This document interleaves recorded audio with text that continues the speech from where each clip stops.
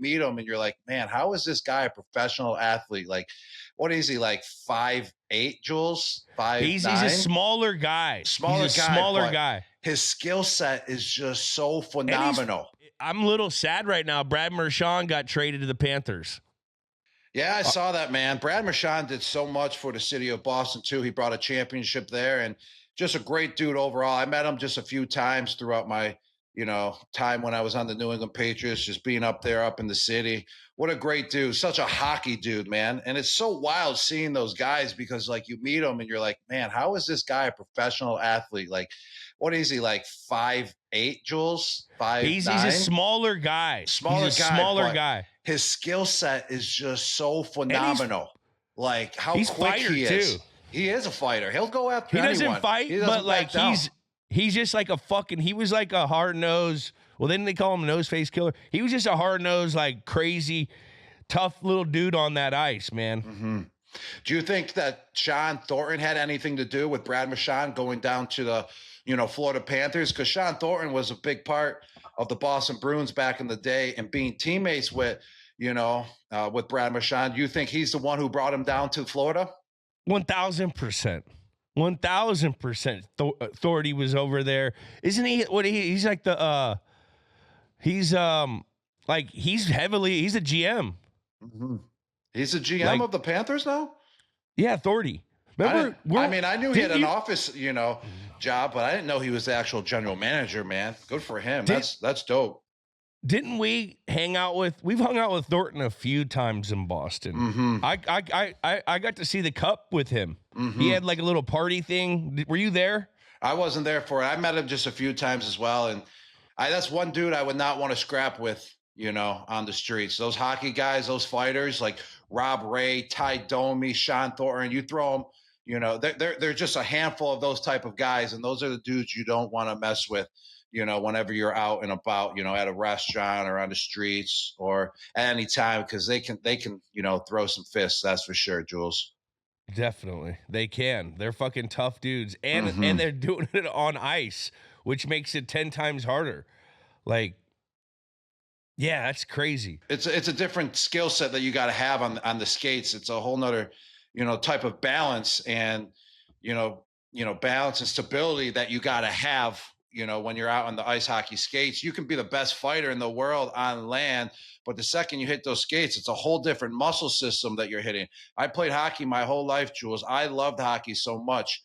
I follow the NHL, especially when it comes down to playoffs. It's kind of like the NBA and NHL. I don't really watch much right now. Much. It's too many games. Too many games. Hard. I agree. Hard. There's way too many games. It is hard to follow it. But when it comes down to NHL playoffs, NBA playoffs, man, I'm full speed into it. I'm watching every single game, especially NHL playoffs. The Four Nations series reminded me of the NHL playoffs. It was all out fun. Fights every second, every player playing hard as they possibly could.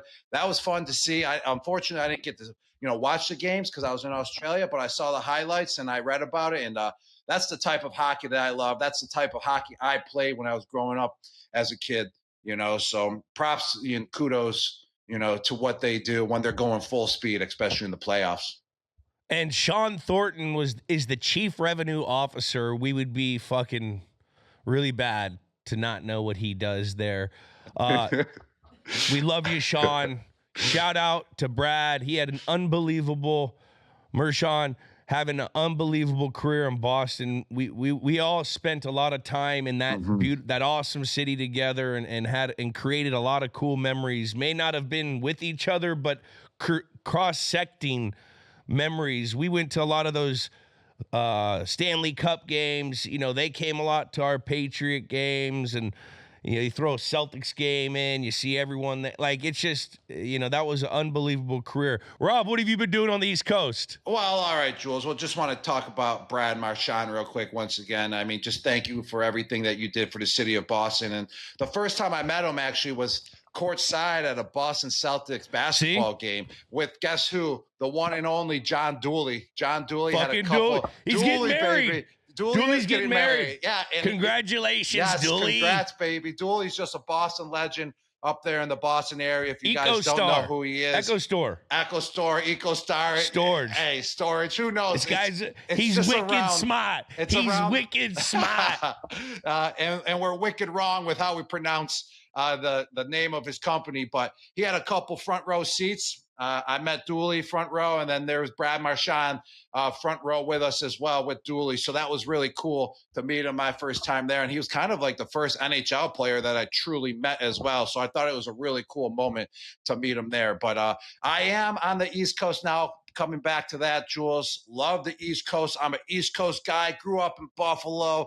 You know, I went to Pittsburgh my senior year in high school, but I went all the way out to Arizona. I'm a West Coast guy every once in a while. I appreciate the West Coast, but I'm truly an East Coast guy, Jules, and that's why I live out here. I live all across the East Coast. I got places all over the place because I'm fortunate enough. Because you're the Gronk, dude. Because I am the Gronk has a couple spots because he loves the East Coast. He needs a spot in every state that's, that's bordered to the ocean. But, I've been actually finally. You have a place in Delaware? Yeah, no, that not borders Delaware, the ocean. But I got all my LLCs in Delaware, so Delaware is coming through. Yeah, freaking Robbie G. Yeah, LLC saving my ass when I get in trouble. You can't sue me. And if the tax people are listening to this, sue my LLC, which has no money in it.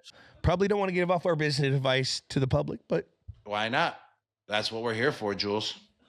We're transparent. We're transparent. We're transparent. You want to know what's something I've been finally able to get back into? Because during the season, you're flying all over the place. Super Bowl. After the Super Bowl, I went to Australia. I was jet lagged for like a week. But I'm finally just getting into a routine again, a workout routine, like to feel strong, to feel confident. And dude, Jules, it's amazing, man. I miss that. And that's what I truly miss about the game of football and being around, all your teammates is that routine, And when you're down that day and you're in the weight room, you're going to get picked up no matter what because you have a group of guys around you. So it feels good. I just started back up on Friday. I did a full leg workout. I really couldn't move after that. But then that Saturday, I ran my first 5K in 5 years as well. It was my first time running over a mile in the last 4 years. I think I ran a mile last year. I usually just do long distance sprints, like 100 to 150 yards. I think to me, that's long distance sprinting. But dude, let me tell you, that 5K hurt more than anything, man. It was probably one of the worst half hours I've had, in my life. The first 10 minutes were cool, but from 10 minutes to 40 minutes to finish that 5K, man, I wanted to cry, bro. Like I really did want to cry. Like it hurt that bad. Everything hurt. But what really hurt, like the sprints are cool, burns off all the bad all the bad calories, all the bad food in your body, all the bad drinks that you've been drinking. But that long distance run, bro, it was cleaning out my organs, man. I never felt my organs work like that. I never really go for 20 minutes straight. We want to run a route, then we have 45 seconds off. Man, my organs, I felt like my liver started sweating. My small intestine started just like squeezing even more and just bursting out sweat out of my stomach. And then my freaking large intestine was just squeezing as well and just detoxing everything out there, man. It hurt, but let me tell you, it felt so good, man. It got me back on track. Yeah, I couldn't move on Sunday, but that's okay. I know you just got to take one of those days and just use it as a rest day as well. So I watched like 5 movies. I actually watched Dens of Thieves 1 and 2. Man, Gerard Butler, thank you for producing those movies and acting in them, because on an off day where I was super sore and couldn't move, you had me entertained, man. I appreciate that, brother. We recently had O'Shea Jackson on Games with Names. Is O'Shea Jackson, is that Ice Cube's son? Correct? That is Ice Cube, correct? So here we go. I'm watching the movie, and obviously the movie Compton, right? What's Straight Outta Compton. Straight Outta Compton. So I love that movie. And watching that movie, I knew that was Ice Cube's son playing Ice Cube in Straight Outta Compton. So then I have Dens of Thieves on, and I'm like, all right, like, that's Ice Cube's son again. So I go in the whatever where it tells all the actors' names and all that. And I'm sitting there and I'm like, I don't see Ice Cube. Like, I don't see the last name of Ice Cube, Jules. I I'm like, I guess that's not him, but it looks exactly like him. And then my friend that recommended me the movies to watch, Dens of Thieves 1 and 2, he's like, after I finished, I was like, yo, bro, I appreciate that. That was my style, bomb movies. Thank you. He goes, yeah, Ice Cube's son did such a good job. And I was like, I knew that was Ice Cube's son. I knew it. But Ice Cube's real name isn't Ice Cube. No, it's O'Shea Jackson. We should just have, so you saying he should just have Ice Cube Jr. Yes. on there. That's what I was looking for.